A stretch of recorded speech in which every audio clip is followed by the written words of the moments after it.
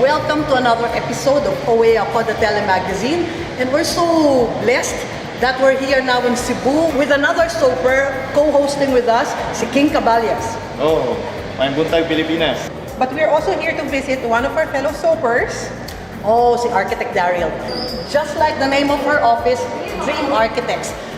She talks about being involved with green architecture. So we're now here to know what that is all about. Tara!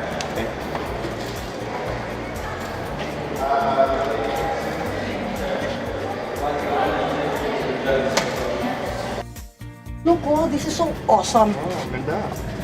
Living plants, di ba? Yung ibang organic stores at saka shops, they use plastic decor. Pero now as a consumer, I feel na why should shops use that? It's very ironic.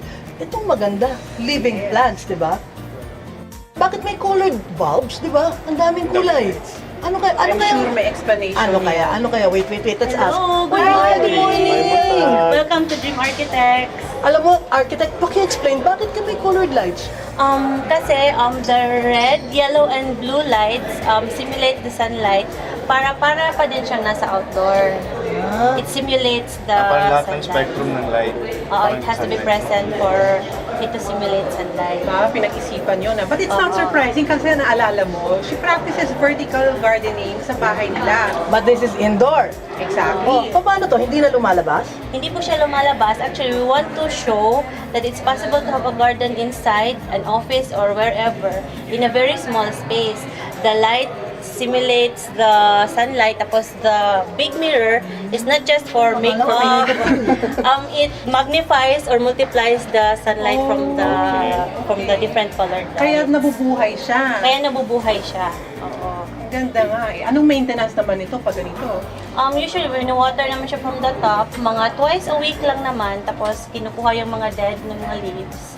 Yun lang. Galing. And, Napakaganda pa. Yung lahat pa ng mga variety ng plants pwedeng gawin sa... Pwede natin actually, we tried several plants na. But these are the plants that thrive indoor.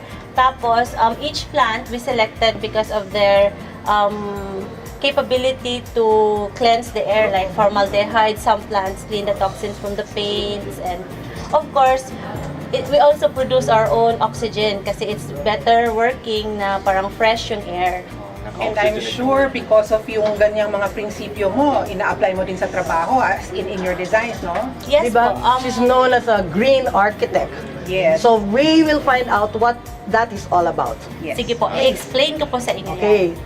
Can we enter? Yes po, pasok po kayo.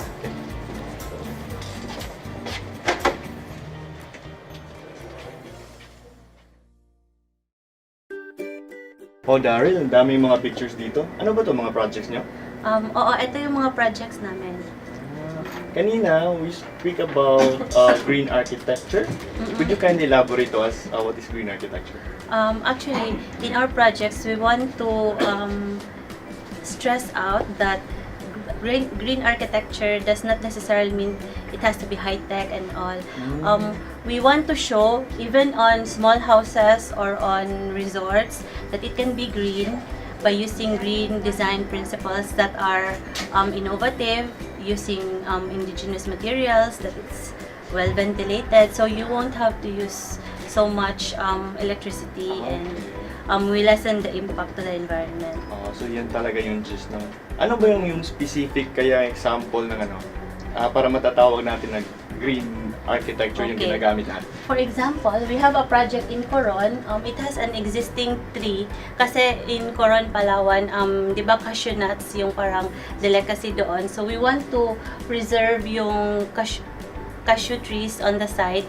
So we designed the buildings in such a way that it does not only veer away from the trees, it also highlights and parang promotes and focuses on the beauty of nature. Ito naman sa Palawan pa din, those are water villas.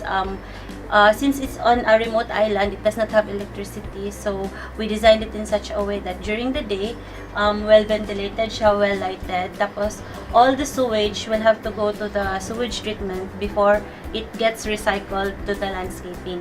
Okay. So, we want to show in our little ways we can help the environment. Actually, green architecture is not just for like for the users or for the owners to feel that our building is green. It also, number one, it helps the environment, which as of now, kailangan talaga ng tulong.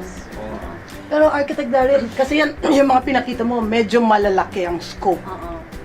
Ito parang ano parang mas maliit, parang mas doable, livable. Yan, green architecture din ba? Yes po, that one is God's Grace Eco Farm. Nasa Cebu yung location niya.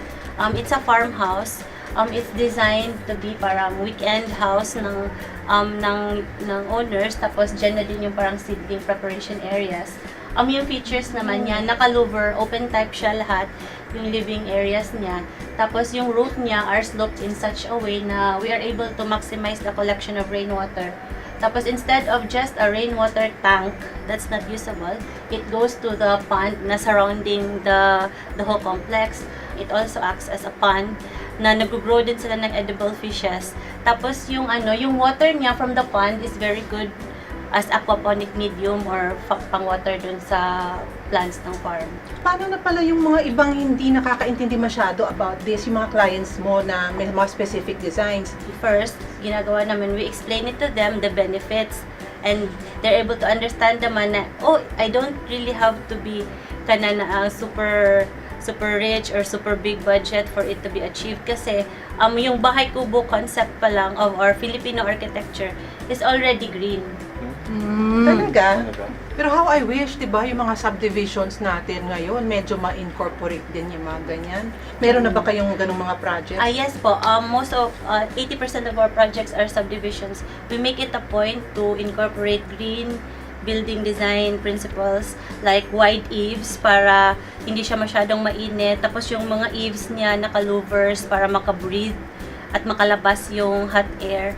Tapos, rainwater collection is very important kasi, di ba, may water shortage na tayo. And rainwater is very good as hindi lang pang water ng plants, pwede din siyang pang shower, pang wash. We also designed it in such a way na we lessen the building footprint, meaning less yung disturbance dun sa natural grade and contours ng soil. Tapos, we also make sure that all our sewage goes into a treatment plant or a septic tank. So, it gets recycled. Sometimes, it goes into a sewage garden. Yung filtration niya ay through the roots ng plants. Okay. So sa costing, whether low cost or medyo higher ang cost, pwede pa rin mag-incorporate ng green architecture. If it's low cost, the more you have to incorporate it. Because, like for example, for the middle end ng mga users, kasi hindi naman sila mag-aircon. So, dapat aliwalas at mahangin pa din dun sa loob. Since you mentioned low cost, what is low cost now? Mga more or less, ano ang price range? Mga less than $1 million siguro to build. Magkano in terms of square meters? For a low cost, siguro mga 10 to 15,000 per square meter to build. Okay, a medium price. Medium price would be around 20-25. Oh, medium na pala yun ngayon.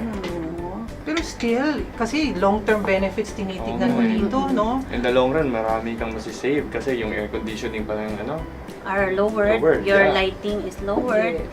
and your sense of well-being and health is also protected kasi the air you breathe, pag masyado siyang closed and congested, yung toxins inside hindi the house, nagsisirculate. hindi nasa-circulate or nalalabas, na-accumulate mo dun sa body mo para kang nagiging sponge of all the toxins inside. Yun na nga yung sinasabi mo, green architecture, it's a lifestyle. It's a lifestyle. Oo, yung hindi naman talaga siya a particular type of architecture.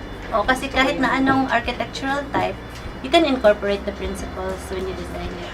Matagal ka na bang ganun ka socially and environmentally aware? Paano ba nagsimula ito? How did you decide to make this the concept of your architectural firm?